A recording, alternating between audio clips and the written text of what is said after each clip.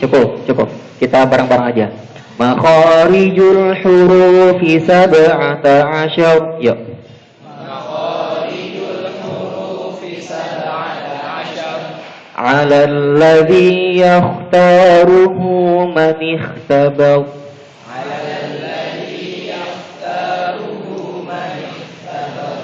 Fa'aliful jawfi wa ukhtaha wahi.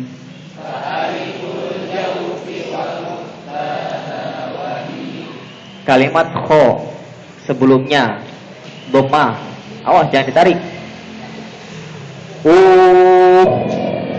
Karena yang kita ambil di sini kho itu kan tebal di situ. Walaupun kita belum masuk ke sana, tapi yang penting sekarang bunyi aja dulu, dijaga keasliannya. Jangan di tebal atau tipis kalau kayak gini? Tipis. Wa Oke, ulangi. Fa'aliful 1 2 3.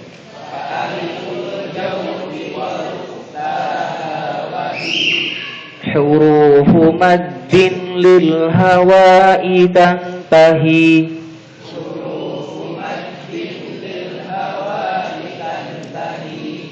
Thumma li aqsal halqi hamzun ha'u.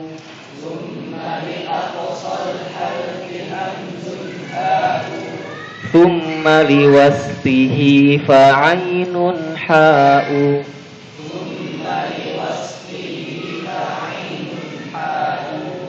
Adnahu ghainun kha'uha. Wal qafu aqsal lisani fawqu.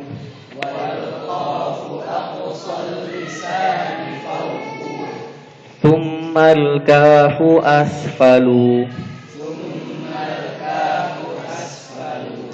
Wal wasfu fajimu shinu ya.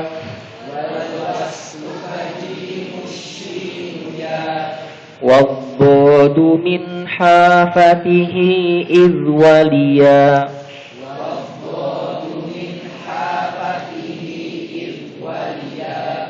Lagrasa min aysara aw yumnaha.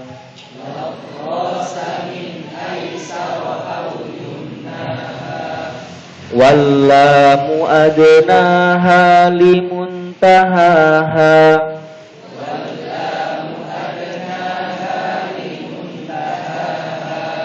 Wan nunu min tarafihi tahtu ja'alu.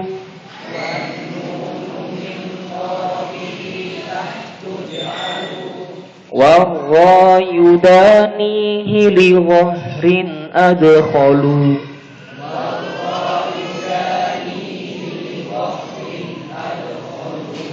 Watta'u waddalu wa ta minhu wa min ulyas sanaya.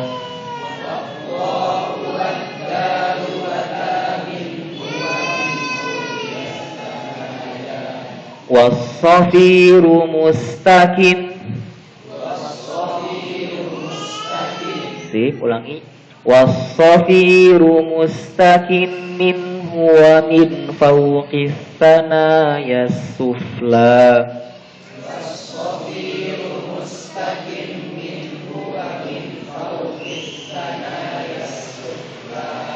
والضاء والذال وثال العليا من طرفيهما.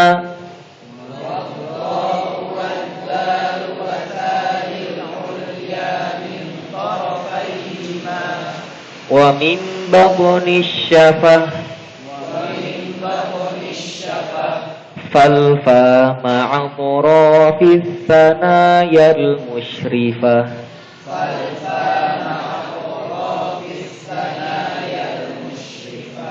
للشفتين الواو باء ميم.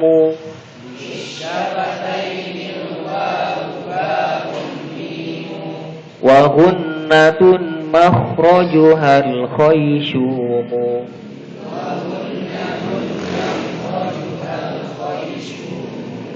Sip. Kita ulang lagi aja dari awal ya, dari makharijul huruf. Kita terjemah dulu per kata. sambil nunggu kopiannya. Jadi di sini ada beberapa hal yang dicantumkan di dalam kitabah, dalam tulisan, dan ada juga yang tidak dicantumkan dalam kitabah. Maksudnya sampaikan langsung lewat talaki. Contohnya misalkan kita kaji huruf per huruf. Ada di sini terjemahan, cuma terjemahannya hanya kalimat-kalimat pilihan saja. Nih di sini makna kata alladzi yakhtaru apa, tapi tidak diterjemahkan per kalimat karena yaitu ini di sana kan kemarin kalau pernah saya sampaikan itu baru pertama kali ini kitab yang dijadikan rujukan di Mesir untuk tajwid, untuk Jazari yang sama orang-orang Indonesia diterjemahkan ke bahasa Indonesia. Makanya sekarang yang antum pegang masih dalam bentuk suhuf. Suhuf nanti kalau udah komplit bisa kita jadikan satu buku. Jadi sekarang yang akan antum pegang hanya bab makhraj aja dan sifat aja. Nah, di sini kita coba lihat kalimat per kalimat dulu. Jadi yang sudah hadir kemarin ini hitung-hitung murojaah ya. Makhariju, tempat keluar. Tempat keluar. Al-hurufi, setiap huruf. Sab'ata asyar, ada 17. Oke. Kata siapa 17 itu? Ala, menurut allazi yakhtaruhu, yang memilihnya. Man ikhtabar, yaitu dia orang yang memang sudah melakukan penelitian. Dalam hal ini maksudnya adalah Al-Khalil bin Ahmad. Jadi Imam Ibnu Jazari di sini mengambil mazhabnya Al-Khalil bin Ahmad Al-Farahidi. Mungkin ada yang pernah dengar. Dalam mengklasifikasikan huruf-huruf makhrajnya. Huruf-huruf hijaiyah makhrajnya. Sip. Nah, enaknya ini sambil berjalan ini sambil tulis di papan tulis.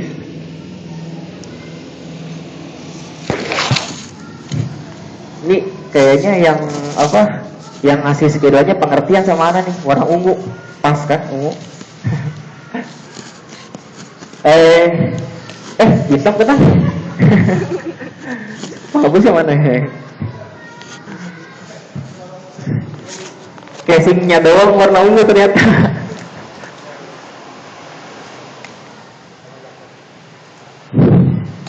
Kita akan langsung mengkaji per makna dulu. Yang pertama adalah kita katakan pakai bahasa Arab ya, nggak apa-apa ya. Nanti tinggal terjemahin aja sama antum.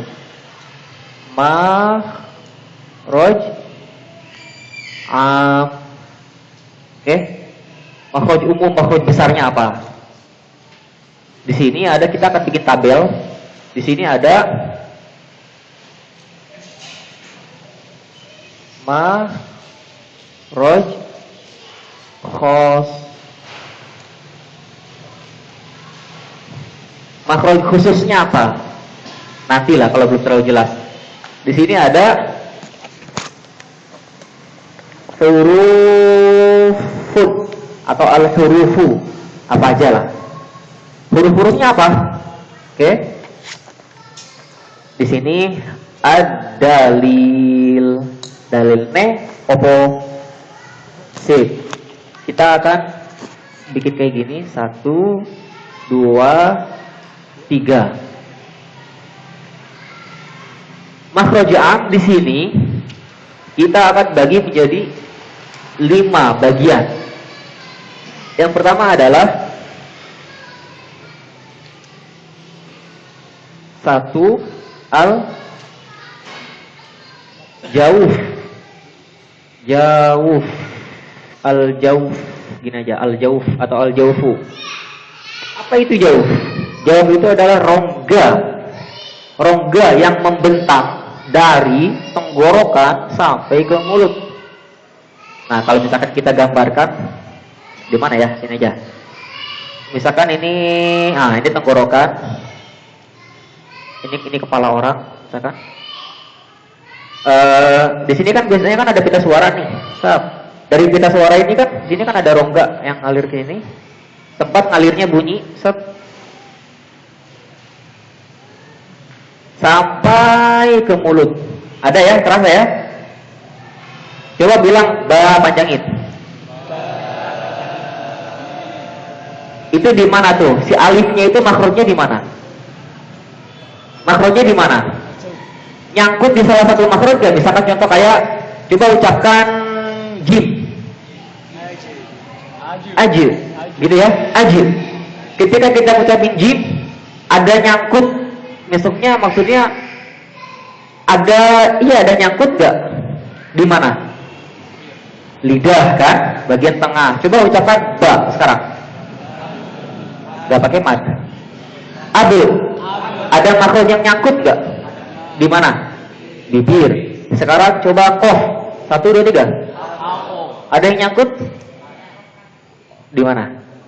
Lidah bagian belakang. Coba sekarang ucapkan huruf waw sukun sebelumnya dhammah. Bu misalkan. Ada yang nyangkut? Gak ada. Coba sekarang ya sukun sebelumnya kof kasroh misalkan. Ada yang nyangkut? Nah, ketika dikatakan ada yang nyangkut itu dinamakan makhraj al-muhaqqaq. Ya sebenarnya ada sih nanti di catatan itu. Kalau nggak ada yang nyangkut itu dinamakan makhraj muqaddar. Itu istilah-istilah aja. Karena ketika kita mengucapkan itu tidak si makhrajnya itu tidak seperti ini. Misalkan yang satu asal bunyinya adalah tidak seperti ini. Apa nih? Apa sumber bunyinya apa nih? Benturan. Tidak, bukan karena benturan kan? Atau apa tuh? Bukan karena tiupan juga. Itulah dinamakan makhraj muqaddar. Muqaddar. Sip.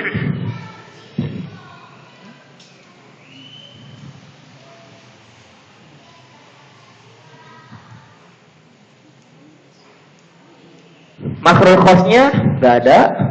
Hurufnya apa aja? Alif, waw, ya. Jangan lupa maddiyah. Alif, waw, ya, maddiyah. Jangan sampai lupa ini kalimat maddiyahnya. Karena kalau misalkan nggak maddiyah, nanti khawatirnya si alif ini disangka jadi hamzah, qat'i. Waw di sini disangka huruf waw. Sedangkan huruf waw dia punya makhraj sendiri. Ya di sini huruf ya, tidak. Tapi ini semua maddiyah. Berarti kalau maddiyah alif mati sebelumnya fathah, waw mati sebelumnya dhammah dan seterusnya. Dalilnya apa? Nah, tar. Langsung kita kembalikan ke matan fa aliful jaufi wa ukhtaha. Alif adanya makhrajnya jauh dan kawan-kawannya. Kawan-kawan yang mana nih? Wa ukhtaha dan kawan-kawannya yang mana? Wa hiya hurufu maddin, yaitu huruf-huruf mad. Berarti siapa kawan-kawannya alif dari huruf mad? Waw dan ya. Alif, waw, ya. Hurufu maddin cukup. Lil hawai tantahi. Ketika menghentikannya berhenti, dan yang menghentikan itu hawa itulah. Jangan sampai yang menghentikan itu adalah hamzah. Kebayang? Wadduha. Awas. Coba lihat. Wadduha. Itu yang menghentikan apa? Hawa atau hamzah? Hamzah. Coba kalau gini. Wadduha. Wadduha. Kerasa ada hamzah? Alhamdulillah. Wallaili idza saja. Wallaili idza saja. Gimana kalau kayak gini? Wallaili idza saja. Kerasa banget ya ada hamzahnya ya. Inilah apa ya, karakter huruf mad itu lembut. Gak tahu kalau sama wanita mana lebih lembut. Nah yang jelas kalau mad itu lembut. Sip. Kalau pria syiddah jahar. Setuju? Nah, enggak juga. Ada juga pria yang lembut kan? Lembut. Abu Bakar tuh lembut. Sip. Ini dalilnya berarti ke mata. Terus apa lagi? Hurufu maddin lil hawa'i tantahi.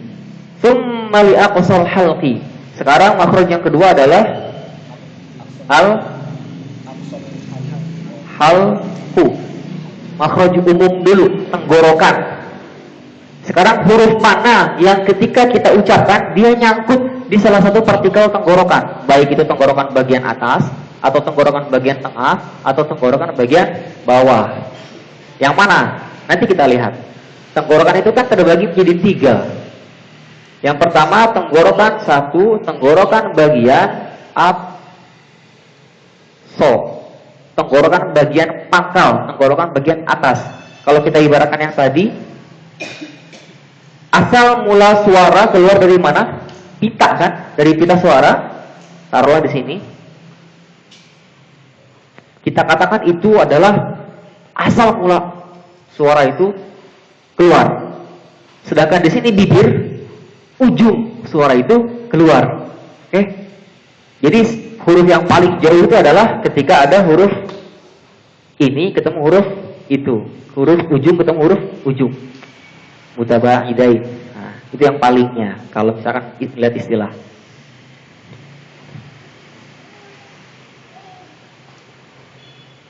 Sip. Ini kayaknya bisa langsung dihapus.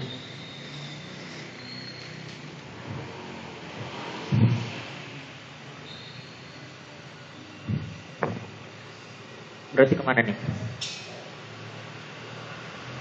Coba sekarang di situ apa? Coba sekarang antum ucapkan hamzah 1, 2, 3.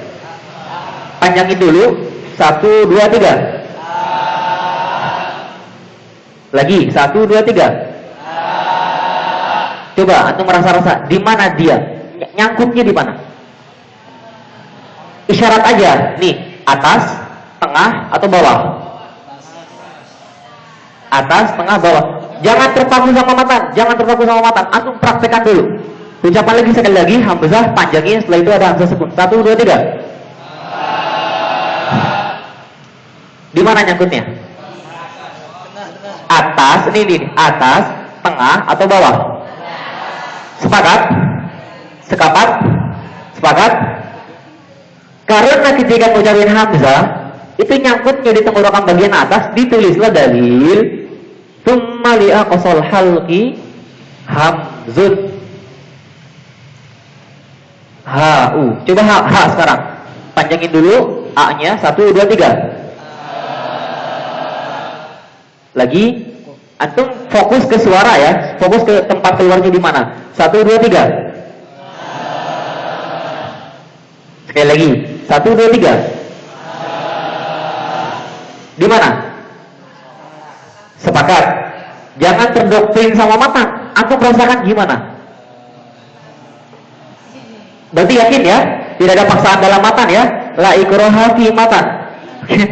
Nah, ternyata karena secara tabii ketika mengucapkan hak seseorang itu nyangkutnya di situ atas tenggorokan, tulislah saya berjazari seperti itu. Ternyata manusia semua sama kan? Nah, leher orang Arab, leher orang Indonesia sama. Apa bedanya sama-sama makan nasi kan? Nah, kecuali yang satu makan batu, baru beda. Dalilnya tadi udah. Tsumma li aqsal halqi hamzun ha'u. Beres. Yang kedua, tenggorokan bagian tengah. Kita tulis katakan atas. Ini tengah. Ucapkan semua huruf ain. Panjangin dulu hamzahnya 1, 2, 3. Lagi? Ingat ya, jangan terdoktrin sama mata. Tabii kita, natural kita seperti apa? 1, 2, 3. Di mana?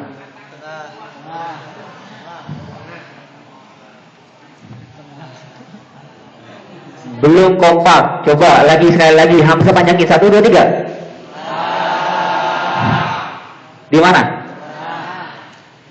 Tengah. Tengah itu di mana? Jakun. Oke. Intinya dia di bagian di mana huruf hamzah ha itu keluar atau beda lagi? di tempat yang sama seperti hamzah sama ha keluar atau beda lagi? Beda ya. Sip. Atas dasar itu, secara tabi'i orang ketika ngucapin ain itu tenggorokan bagian tengah yang nyangkut, maka ditulislah tsumma liwasfihi fa'ainun ha'u. Sekarang hak kita buktikan sama-sama. 1 2 3. Masa lu dikasih tahu hamzah panjangin dulu. 1 2 3. Kenapa mesti hamzah sih?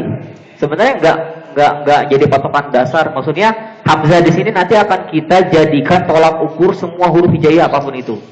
Nah, makanya pakai hamzah dulu. Kalau hamzah udah dapat, bisa pakai huruf ba, pakai huruf jim, pakai huruf apa terserah. Yang penting hamzah dulu, kita pakai hamzah dulu patokan dasarnya. Hamzah panjangin, setelah itu masukin ha. 1 2 3. 1 2 3. Sekali lagi, 1 2 3. Di mana? Sepakat? Sepakat? Ada satu orang aja yang nggak sepakat, coba. Pokoknya jangan terdoktrin. Paling jadi Mu'tazilah kan? Enggak, boleh bercanda. Apa? Ternyata ketika ngucapin ha, makronya ini agak tulisannya agak miring, ini sini maksudnya. Tenggorokan bagian tengah di situ nyangkut. Sekarang yang membedakan antara ain dengan ha, kan makronya sama ya. Maksudnya coba tuh ucapkan setelah itu ha. Coba lihat dari sisi makronya sama di tempat yang sama atau berbeda. Walaupun misalkan yang satu ain di sini, kemudian ha-nya tuh kok agak ke sini misalkan, coba rasakan. Ain dulu 1 2 3. Sekarang ha 1 2 3. Gimana? Di tempat yang sama atau beda? Sama. Itu bukan karena paksaan matan kan? Sip. Terus yang membedakan apa? Kok bunyinya bisa beda? Sifat. Dalilnya? Teteu. Dalil insyaallah. Kullu harfin syaraka ghairahu fil makhraj fa innahu la yamtazu an musyarikihi illa bis sifat. Wa kullu harfin syaraka ghairahu fis sifat. Ada enggak di situ? Fa innahu la yamtazu an musyarikihi illa bil makhraj. Setiap huruf yang satu makhrajnya, kalau seandainya terjadi perbedaan bunyi, itu yang membedakan adalah sifatnya. Begitu pula sebaliknya, kalau ada dua huruf sifatnya sama, tapi kok bunyinya beda, nah itu tidak bisa dibedakan kecuali dengan makhrajnya. Sip. Berikutnya, dalilnya berarti udah ya. Tsumma liwasfihi. Terakhir, adna, bawah.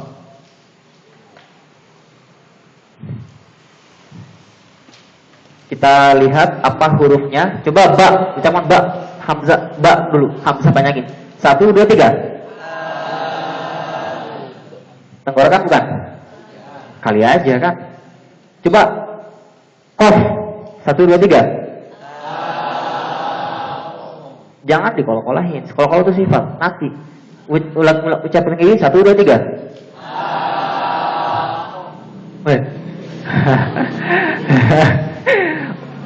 Di mana itu? Di tenggorokan bukan? Ini bukannya karena matan atau bukannya karena bukan, rasa bukan? Bukan. Coba sekarang ghaib 1 2 3. Panjangin ghaibnya dulu. Dia kan punya sifat apa? Rokhawa, mengalir suara. 1 2 3. Dah. Kerasa di mana? Di mana? Atas, tengah, bawah? Atas. Atas kan udah tadi hamzah sama ha. Di sini tuh di mana? Yang nunjuk jari ke sini, tapi semua jari yang sisanya kemana nih? Bukan apa? Kalau pernah dengar yang kisah Bani Israiliyat ketika Nabi Ibrahim Gak usah lah, ntar beda jalur lagi. Intinya siapa yang melakukan ini? Yang melakukan ini adalah itu. Ininya semua menuju ke dia kan? Tapi nggak tahu itu Allah alam bener apa enggak. Jadi yang melakukan siapa? Kemana nih, kesini atau kesini nih? Atau yang 3 sisanya ke belakang kan? Nah itu mah. Sip, kita lanjut lagi ke sini. Ghain sama kho sekarang. 1, 2, 3. Panjangin lagi kho-nya. 1, 2, 3. Antum lepaskan dulu dari tebal tipis. Lepaskan dulu tebal tipis. Oke, 1, 2, 3. Ghain.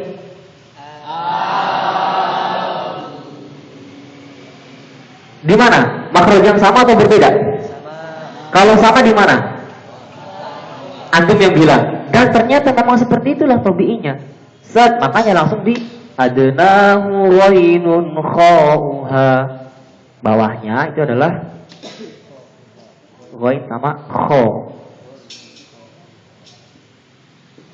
Udah beres. Itu tentang tenggorokan. Dalilnya tadi udah ya. Makhraj am berikutnya adalah ini nih, berat nih. Lisan. Lidah.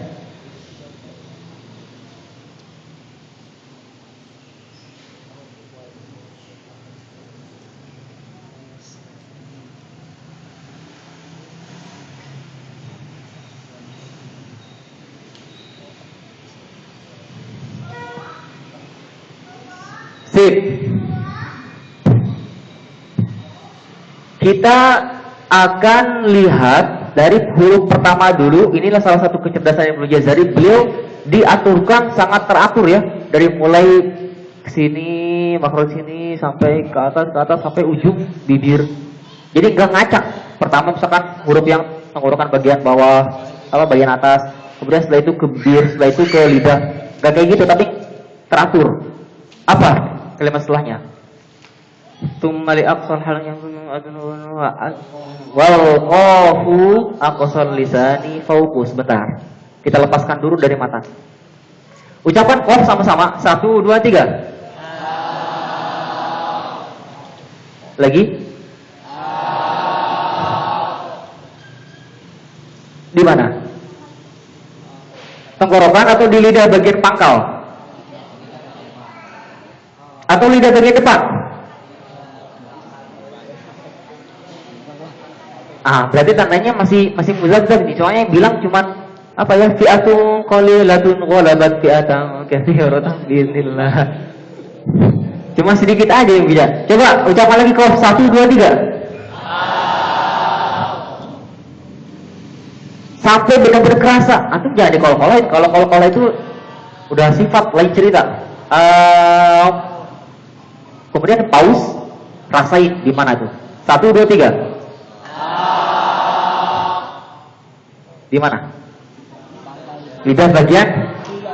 Kalau nunjuk-nunjukin dong, mau gak nyelesain masalah. Ini tuh kemana maksudnya? Ungkapkan. Yang pertama adalah aqsa. Selalu aqsa. Oke, pangkal itu adalah aqsa. Tapi aqsa di sini tuh ada 2. Ada fauhu. Oke.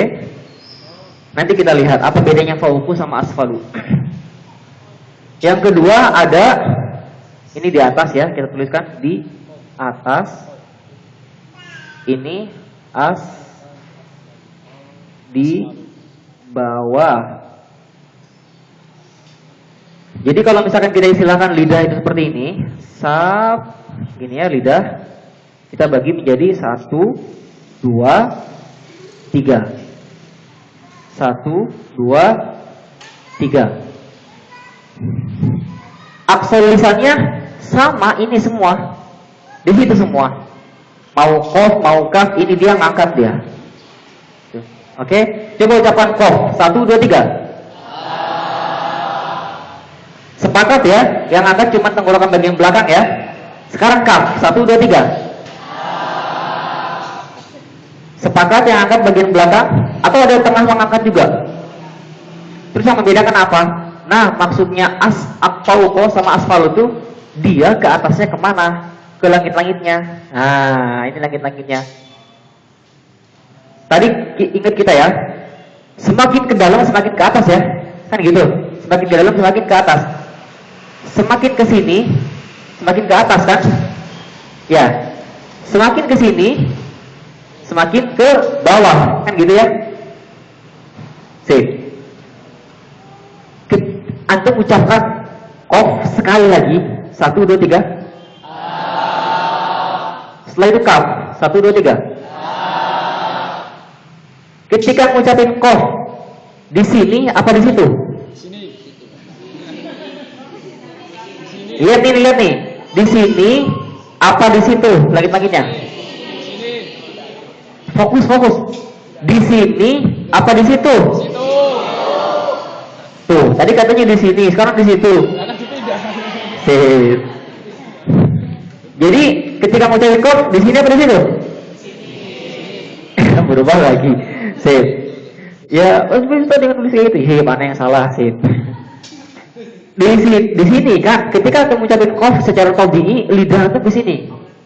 Oke, sekarang ketika kamu ucapin kaf di situ. Nah, sedangkan kita tadi udah tahu kan, semakin ke dalam dia semakin ke atas. Set.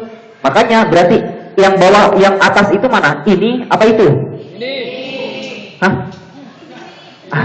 Oknum mana nih? Sip. Yang atas ini apa itu? Langsung gak bersuara ekspresi ini. Sip. Kita tadi udah tahu, berarti yang atas itu adalah ini bawahnya. Makanya langsunglah diistilahkan tsumma li aqsal halqi apa? Wal qafu aqsal lisani fawqu. Tsummal kafu asfalu, di bawahnya. Oke? Udah beres. Aqsal lisan sudah selesai. Ini yang pertama. Sekarang yang kedua.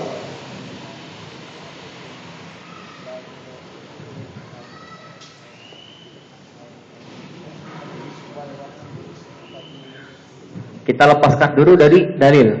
Oke. Ucapkan jim sama-sama. 1, 2, 3.